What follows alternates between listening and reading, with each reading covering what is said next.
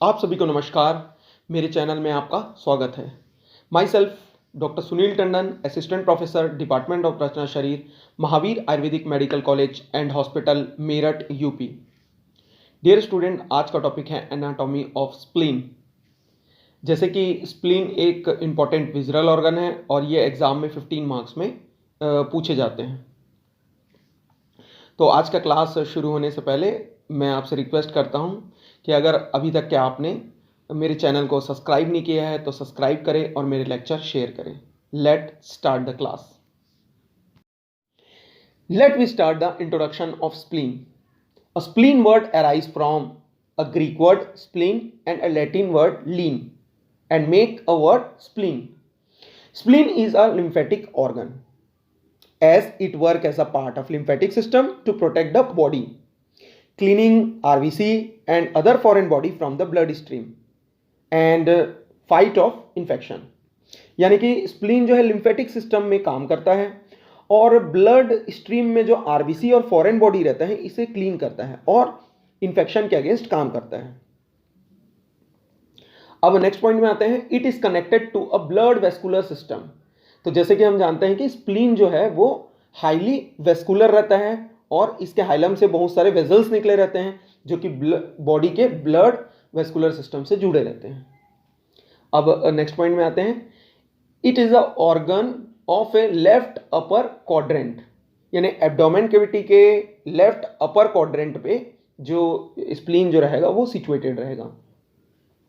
तो ये एब्डोमेन का एक एसेंशियल ऑर्गन है और ये बहुत सारे फंक्शन जो है करता है, जैसे कि ये फाइगोसाइटोसिस का भी काम करता है, यानी कि जो डेड आरबीसी रहते हैं उनका फाइगोसाइटोसिस करता है। इसलिए इसे जो है स्प्लीन को ग्रेवयार्ड ऑफ आरबीसी भी कहते हैं। इसके बाद इसके अलावा जो है ये हीमोफाइसिस का भी काम करता है। For few month in intrauterine life spleen is haemophytic, यानी कि ये आरबीसी बनाने का काम करता है। अब ये कब तक करेगा? इंट्रायूटेरिन लाइफ के 5th मंथ तक, 5वें महीने के गर्भ तक के जो है ये काम करेगा आरबीसी बनाने का। उसके बाद पूरा का पूरा आरबीसी बनाने का जो काम है वो बोन मैरो पे जो है वो निर्भर हो जाता है। इन सब वर्क के अलावा ये क्या करता है? स्टोर ऑफ आरबीसी भी करता है, स्टोरेज ऑफ आरबीसी भी करता है और रेड ब्लड सेल को स्टोर करके रखता है स्प्लीन, और जो है ये उसे रिलीज करता है सर्कुलेशन में जब बॉडी को इसको सबसे ज़्यादा आवश्यकता होती है। तो ऐसा कंडीशन हम सिकल सेल एनीमिया में भी देखते हैं। तो ये जो है क्लिनिकल पॉइंट है। तो हम जो है आगे बढ़ते हैं। नेक्स्ट जो है इसका अपीयरेंस। तो इसका अपीयरेंस कैसा होगा? सॉफ्ट टेक्सचर, इसका जो टेक्सचर रहेगा सॉफ्ट रहेगा, हाईली वेस्कुलर रहेगा, जैसे कि मैंने बताया कि ये वेजल्स हाइलम से बहुत सारे जुड़े रहेंगे। फिर इसका कलर देखते हैं तो ये लिविंग सिस्टम में डार्क पर्पल कलर का रहेगा। यहाँ पर एक फोटोग्राफ है और राइट साइड में इमेज में आप देख सकते हैं, ये रियल ऑर्गन स्प्लीन का जो है इमेज है। अब नेक्स्ट पॉइंट में आते हैं, इसका डायमेंशन। इसका डायमेंशन कैसा रहता है? तो इसको इंचेस में याद कर लेते हैं। थिकनेस, ब्रॉड और लेंथ, ये तीनों का हम लाइन से ये याद रखेंगे। पहले थिकनेस, ब्रॉड, फिर लेंथ। तो 135 ये ऑड नंबर है, 1 to 5 में 135 इतने इंचेस होते हैं। 1 इंच में अगर सेंटीमीटर में याद करना चाहते हैं तो 1 इंच में 2.5 सेंटीमीटर्स होते हैं। अब बाकी को जो है उसके ब्रॉड और लेंथ के सबको इंटू कर देने से सेंटीमीटर में निकल जाएगा। अब let we come on next point, weight of the spleen. It is 200 grams, जो है ये 200 ग्राम रहेगा। और नेक्स्ट पॉइंट इसका देखते हैं, शेप रहता है ये वेज शेप का, यानी कि कील के समान, एक साइड ब्लंट और वन साइड पॉइंटेड रहेगा। टेट्राहेड्रल शेप का, यानी पिरामिड जैसा। अब जो है नेक्स्ट जो स्लाइड में आते हैं हम, लोकेशन।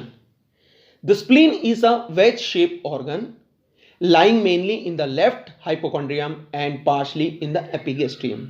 तो हम जो है 9 पार्ट ऑफ एब्डोमेन का, जैसे कि हम पूरा 9 पार्ट ऑफ एब्डोमेन के पूरे सारे रीजन्स जानते हैं, तो इसमें जो है स्प्लीन का लोकेशन जो रहेगा वो लेफ्ट हाइपोकॉन्ड्रियम और उसका थोड़ा सा पार्ट एपिगेस्ट्रियम में। तो हमको जो है याद रखना है लेफ्ट हाइपोकॉन्ड्रियम में और एपिगेस्ट्रियम में। जैसे ही मैं पिछले स्लाइड में बताया हूं कि ये upper left upper quadrant, abdomen cavity के लेफ्ट अपर क्वाड्रेंट में जो ये लाई करेगा, इसलिए जो है लेफ्ट हाइपोकॉन्ड्रियम और एपिगैस्ट्रियम रीजन में जो है इसका लोकेशन होता है। और ये किस शेप का रहता है? ये वेज शेप का रहता है, ठीक है, कील के समान। अब जो है नेक्स्ट पॉइंट में आते हैं, it is wedge in between the fundus of the stomach and the diaphragm. तो स्टमक का जैसे कि हम जानते हैं कि एक फंडस पार्ट यानी बॉडी ऑफ स्टमक रहता है और नीचे का पाइलोरस पार्ट होता है। तो इसका जो स्टमक का जो फंडस होता है, फंडस और डायफ्राम, डायफ्राम का एक अपना एक डोम होता है, ये दोनों के बीच में स्प्लीन दबी हुई रहती है, एम्बेडेड रहेगी। अब इसे जो है नेक्स्ट स्लाइड में हम फिगर से समझते हैं। तो नेक्स्ट स्लाइड में आते हैं। तो यहां पर जो है हम 9 पार्ट ऑफ एब्डोमेन बना हुआ है, तो देख सकते हैं स्प्लीन का लोकेशन एपिगैस्ट्रियम और लेफ्ट हाइपोकॉन्ड्रियम में ये लाई कर रहे हैं। इसके साथ ही हम सेकंड वाला जो फिगर है उसमें देखते हैं, तो साफ देख सकते हैं स्प्लीन है और किसके बीच में है? डायफ्राम का एक डोम है यानी एक क्रूरा है, और जो है स्टमक का फंडस, इन दोनों के बीच में वो एम्बेडेड है, दोनों के बीच में सैंडविच की तरह बीच में जो है वो क्या बोलते हैं, एम्बेडेड रहेगा, दबा हुआ रहेगा। अब जो है नेक्स्ट स्लाइड में आते हैं। इस स्लाइड में हम देखते हैं स्प्लीन का जो है कोस्टल कार्टिलेज से लेवल से कैसे उसका रिलेशन होता है। तो spleen related to the costal cartilage at the level of 9th to 11th rib. तो यहां पर जो है फिगर में हम देख सकते हैं 9th rib, 10th rib, 11th rib, इस लेवल पे पूरा का पूरा इसका एंटेरियर एंड और पोस्टीरियर एंड पूरा का पूरा लाई कर रहा है 9th rib to 11th rib. ये जो फिगर है, ये फिगर देख के आपको कंफ्यूज नहीं होना है ना। अभी जब लेटर ऑन में हम इसके पूरे सरफेस पढ़ेंगे, एंड पढ़ेंगे, तब जो है ज़्यादा क्लियर होगा। लेकिन यहाँ इस फिगर से ये समझना कि हम जो है इसे स्प्लीन की तरफ से सामने देख रहे हैं। ये जो फिगर जो है वो अंदर से बाहर की तरफ है। अब नेक्स्ट पॉइंट पे आते हैं। Let we come on position of spleen. The spleen lie obliquely along the long axis of the 10th rib।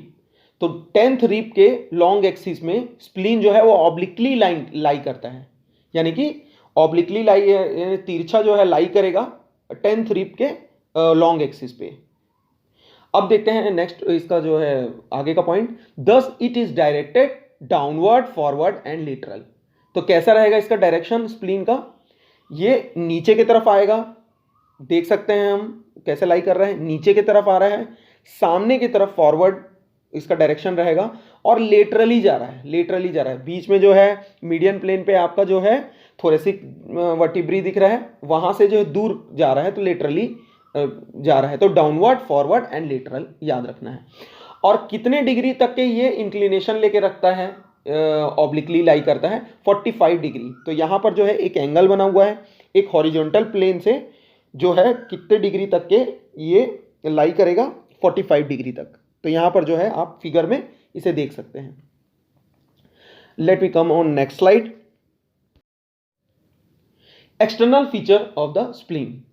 तो यहां पर जो है हम अभी इसके पॉइंट्स को पहले याद करते हैं कि इसमें कितने एंड्स होते हैं, बॉर्डर होते हैं, सरफेस होते हैं, एंगल होते हैं, ये सबको जो है इसका नाम याद करेंगे। और जब इसका जो है आगे के स्लाइड में जब इसका डिटेल स्टडी करेंगे तो ये कैसा रहता है इसे देखेंगे।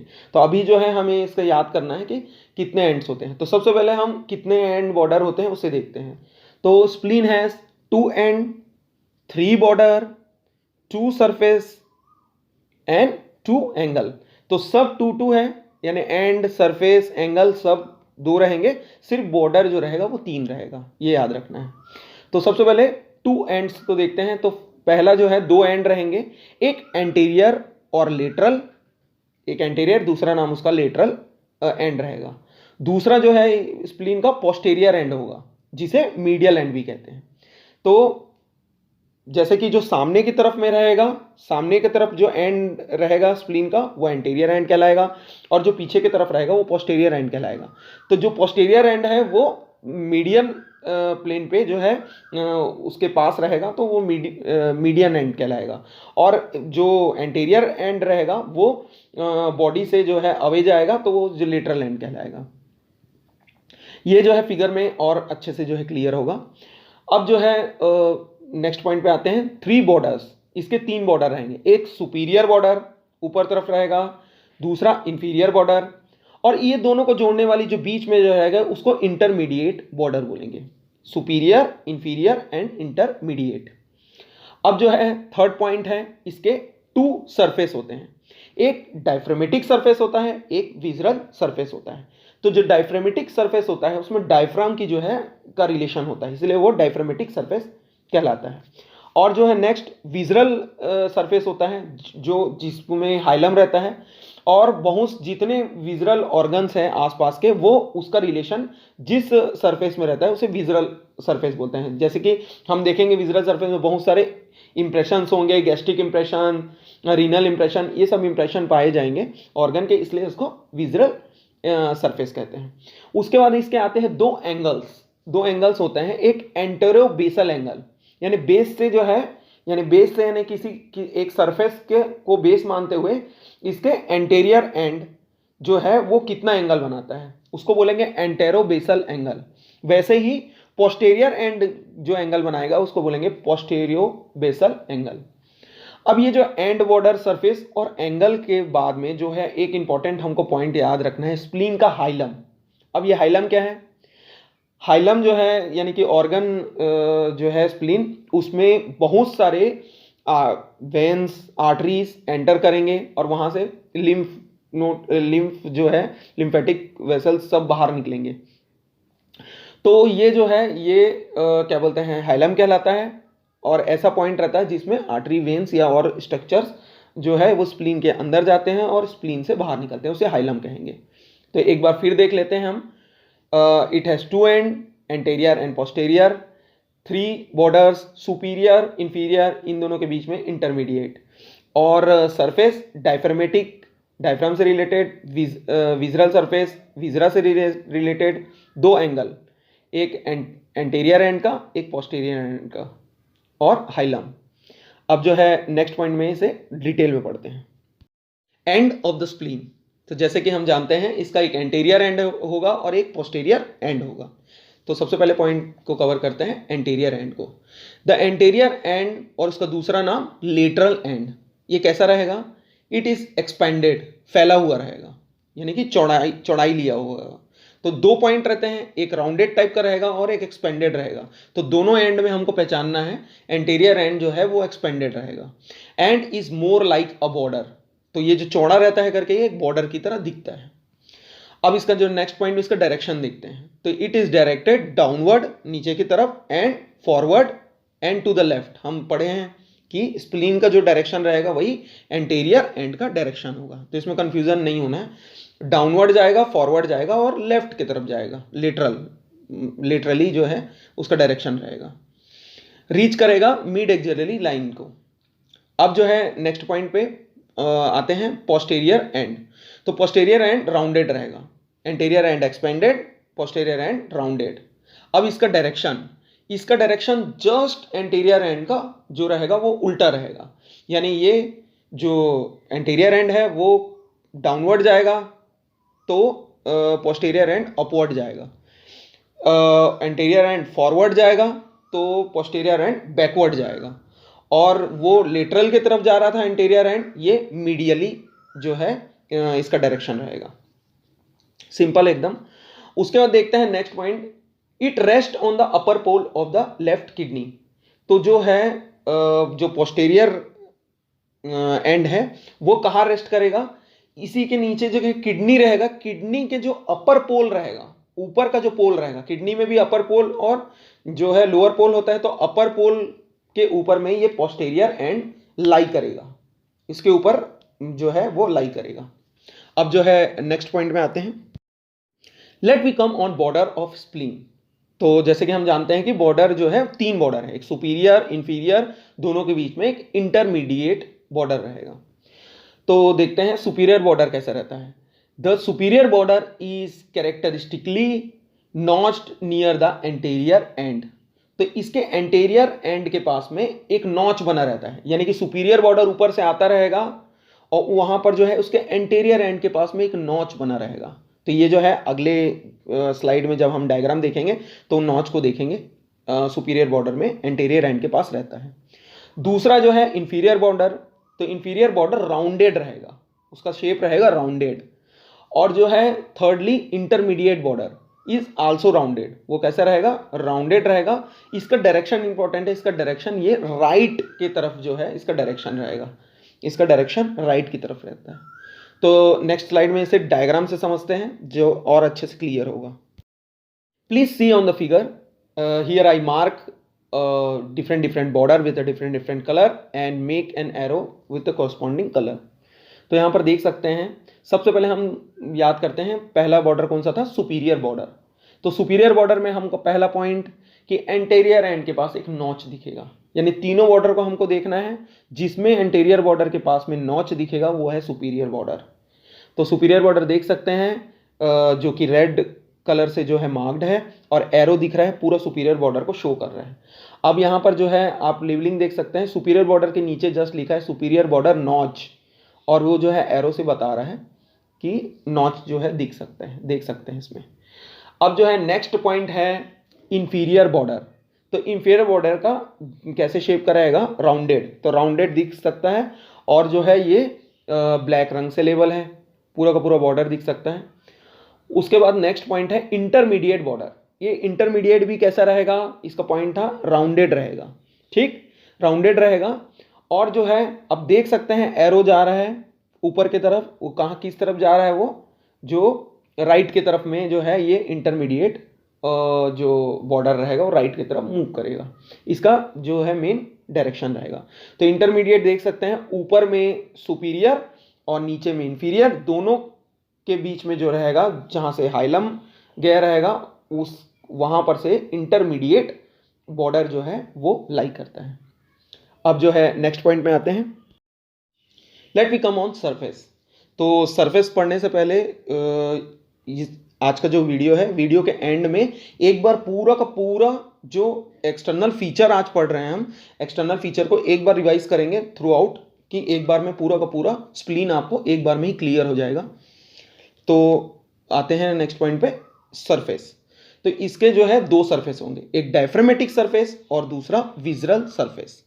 डायफ्रामेटिक सरफेस का डायफ्राम से रिलेशन रहेगा, इसका शेप कैसा रहेगा, ये कॉन्वेक्स शेप का रहेगा और स्मूथ रहेगा। ये कैसा रहेगा, स्मूथ रहेगा, ठीक। तो यहां पर हम जो है नीचे के डायग्राम में देख सकते हैं डायफ्रामेटिक सरफेस को।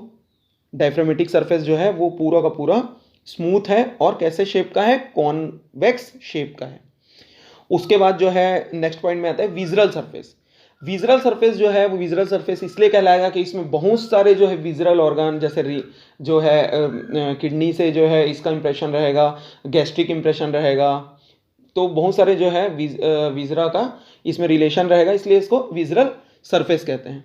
इसका शेप कैसा दिख रहा है, ये कॉनकेव शेप का दिख रहा है, यहाँ पर देख सकते हैं, जो कि लेफ्ट हैंड पे जो फिगर है वो विजुअल सरफेस लिखा हुआ है, वो वहाँ पर देख सकते हैं ये कैसे शेप का है, कॉनकेव शेप का है।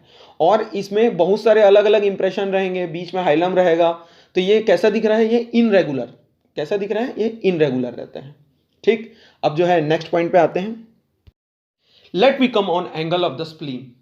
The spleen has two angles, anterobasal angle and second one is posterobasal angle. तो यहां पर पहले देखते हैं anterobasal angle. It is a junction of a superior border with a lateral और अ एंटेरियर एंड। तो हमको एक पॉइंट याद रखना है, एंटेरियर एंड, और जो है सरफेस याद रखना है सुपीरियर बॉर्डर को। तो एंटेरोबेसल एंगल में इंपॉर्टेंट है सुपीरियर बॉर्डर और एंटेरियर एंड, इन दोनों के बीच का जो जंक्शन होगा वो एंटेरोबेसल एंगल कहलाएगा। एक बार फिर से, सुपीरियर बॉर्डर और एंटेरियर एंड दोनों के बीच का जो जंक्शन है वो एंटेरोबेसल एंगल कहलाएगा। It is the most forward projecting part of the spleen. तो ये जो रहेगा, ये जो एंटेरोबेसल एंगल रहेगा वो सबसे सामने की तरफ, यानी कि मोस्ट फॉरवर्ड, सबसे सामने की तरफ में जो है ये प्रोजेक्टेड पार्ट रहेगा स्प्लीन का। और जब ये स्प्लीन जो है वो एनलार्ज हो जाती है तो ये सबसे पहले जो है हमें पल्पेशन के द्वारा यही जो प्रोजेक्टेड एलिवेशन है वो हमें पल्पेट होती है। तो इसीलिए इसका नाम रहेगा क्लिनिकल एंगल ऑफ स्प्लीन, यानी इसका जो है कहलाता है ये प्रोजेक्शन जो है वो क्लिनिकल एंगल ऑफ स्प्लीन कहलाता है। अब देखते हैं सेकंड, पोस्टेरो बेसल एंगल। तो postero basal angle junction of a inferior border with the lateral और anterior end of the spleen. तो जो ये किसके किसके बीच में जंक्शन है, पोस्टेरो बेसल, इंफीरियर बॉर्डर और एंटीरियर एंड, इन दोनों के बीच का जो जंक्शन रहेगा वो पोस्टेरो बेसल एंगल कहलाएगा। तो एंटेरो बेसल किसमें, इसमें हमको याद रखना है सुपीरियर बॉर्डर को, और पोस्टेरो बेसल में हमको इंफीरियर बॉर्डर को याद रखना है, और जो एंड रहेगा वो एंटीरियर एंड जो रहेगा कॉमन रहेगा। अब जो है नेक्स्ट पॉइंट पे आते हैं। इस स्लाइड में हम स्प्लीन के जो दो एंगल्स है उसे जो है फिगर से अच्छे से समझते हैं। तो जो है पहला है एंटेरो बेसल एंगल, यहाँ पर मैंने उसे रेड कलर से मार्क किया है, देख सकते हैं आप, और जो है पोस्टेरो बेसल एंगल यहाँ पर ब्लू रंग से मार्क है। तो एंगल्स पढ़ने से पहले हमें एंड को समझना पड़ेगा। दो एंड सबसे पहले पढ़ते हैं, पोस्टेरियर एंड और एंटीरियर एंड। तो एंटीरियर एंड हम जो पुराने स्लाइड में हमने पढ़ा था कि एंटीरियर एंड एक्सपेंडेड रहता है और पोस्टेरियर एंड राउंडेड रहता है। तो एक्सपेंडेड यहाँ पर कौन सा है, नीचे वाला एंटीरियर एंड जो ग्रीन रंग से मार्क है वो एक्सपेंडेड है, और जो है ऊपर में जो है आप देख सकते हैं फिगर में पोस्टेरियर एंड जो है वो येलो कलर से मार्क है और राउंडेड है, वो देख सकते हैं। अब हम सबसे पहले वाले एंगल पे आते हैं, antero basal angle. Antero basal angle में हमें दो पॉइंट को याद रखना है, एक सुपीरियर बॉर्डर जो कि रेड कलर से मार्क है, और जो एंड जो याद रखना है हमें जो है एंटीरियर एंड, और उसी को जो है दूसरा नाम है लेटरल एंड, वो जो है ग्रीन कलर से मार्क है। तो एंटेरो बेसल एंगल क्या है, junction between a superior border and anterior and. अब आते हैं पोस्टीरियर बेसल एंगल में। तो जो है पोस्टीरियर बेसल एंगल में भी जो है हमें दूसरा बॉर्डर याद रखना है, इंफीरियर बॉर्डर, और एंड जो रहेगा वो सिमिलर ही रहेगा एंटीरियर एंड। तो जो पोस्टेरो बेसल एंगल है वो junction between the inferior border and anterior and, देख सकते हैं हम। नेक्स्ट स्लाइड में आते हैं। अब देखते हैं हम हाइलम को। ये जो है बहुत, it is the most important part of the spleen, hilum. Hilum lies between the superior and intermediate border. तो हम जो है सुपीरियर बॉर्डर पहले जो है पढ़ चुके हैं कि जिस बॉर्डर के जो है एंटीरियर एंड के पास में एक नॉच था वो जो है सुपीरियर बॉर्डर था, और जो जैसे कि हम जानते हैं कि इंटरमीडिएट बॉर्डर किस किस के बीच में था, सुपीरियर बॉर्डर और इंफीरियर बॉर्डर के बीच में इंटरमीडिएट बॉर्डर था। तो जो हाइलम रहेगा वो कहाँ लाई करेगा, सुपीरियर बॉर्डर और इंटरमीडिएट बॉर्डर के बीच में जो है वो हाइलम लाई करेगा।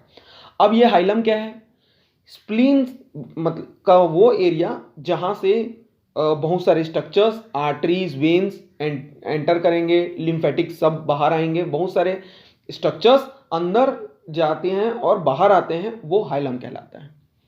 और इसका ये कहाँ लाई करेगा, सुपीरियर बॉर्डर और इंटरमीडिएट बॉर्डर के बीच में। It is pierce by a branches and tributaries of splenic vessels.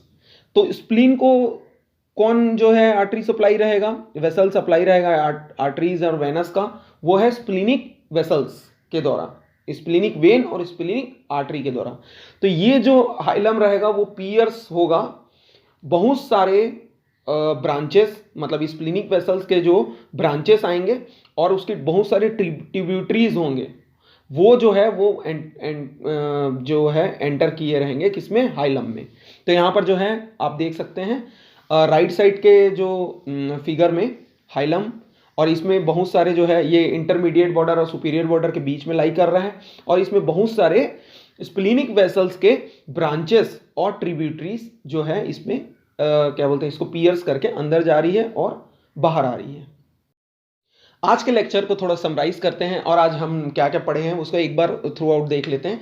तो हम जो है स्प्लीन का जनरल इंट्रोडक्शन देखें, उसका appearance, colour, dimension, weight, shape, इसे जो है पढ़े हैं। इसके अलावा उसके फंक्शंस देखें थोड़े से कि वो क्या क्या फंक्शन करते हैं, यानी कि फाइगोसाइटोसिस का काम करता है, हेमियोफाइसिस का काम करता है, लिम्फेटिक सिस्टम पे काम करता है, इसे देखे हैं। इसके अलावा लोकेशन देखे हैं कि वो लेफ्ट हाइपोकॉन्ड्रियम में रहता है और एपिगैस्ट्रियम रीजन में रहता है, और ये किस किस के बीच में एम्बेडेड रहता है, फंडस ऑफ स्टमक और डायफ्राम के बीच में। इसके अलावा जो है हम उसका रिप्स के साथ में 9th to 11th रिप्स के साथ में उसका रिलेशन उसे जो है देखा है। इसके साथ पोजीशन भी देखा है कि वो क्या किस एंगल पे लाई करता है। 10th रिप के 45 डिग्री पे हॉरिजॉन्टल प्लेन पे जो है लाई करता है। इसके अलावा हम इसके जो है क्या क्या पढ़े, 2 एंड्स होते हैं इसके, 3 बॉर्डर्स होते हैं, 2 सरफेस होते हैं और 2 एंगल्स होते हैं और एक हाइलम होता है। हम ये पढ़े थे। तो एंड्स में पढ़े थे एंटेरो पोस्टेरियर एंड, बॉर्डर में पढ़े थे सुपीरियर, इंफीरियर, इंटरमीडिएट जो बॉर्डर, और सरफेस में 2 सरफेस देखे थे, डायफ्रामेटिक सरफेस और विजरल सरफेस, और 2 एंगल्स पढ़े थे, एंटेरो बेसल एंगल और पोस्टेरो बेसल एंगल। अगर आज का वीडियो पसंद आया हो तो लाइक करें और शेयर करें। वीडियो देखने के लिए आपका बहुत बहुत धन्यवाद। नमस्कार।